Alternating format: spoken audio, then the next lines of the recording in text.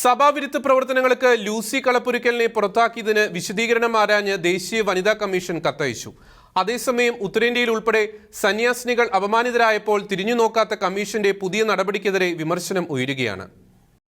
ദേശീയ വനിതാ കമ്മീഷൻ ക്രൈസ്തവ വിരുദ്ധ നിലപാടുകളുടെ കമ്മീഷനായി മാറുകയാണെന്ന ആരോപണം വീണ്ടും ശരിവച്ചുകൊണ്ടാണ് പുതിയ നടപടി. സ്ത്രീ സുരക്ഷ ഉറപ്പാക്കാൻ വേണ്ടി സർക്കാർ നിയമിച്ച കമ്മീഷന് ക്രൈസ്തവ വിഷയങ്ങളിൽ ഇടപെടാൻ വേറിട്ട താൽപര്യമാണ് പ്രകടിപ്പിച്ചുവരുന്നത്.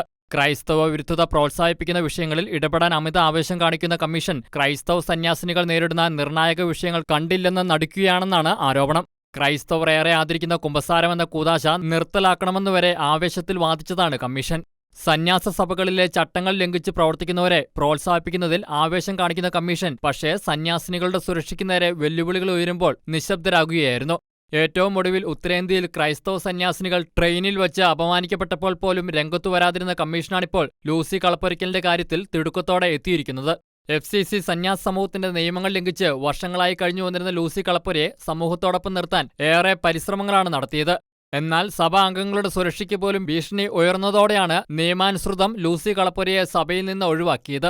നിയമ പോരാട്ടങ്ങളെല്ലാം എതിരായ സാഹചര്യത്തിലാണിപ്പോൾ ദേശീയ വനിതാ കമ്മീഷന്റെ നടപടി.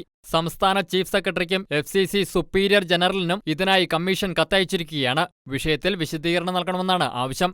News desk Shekinah news.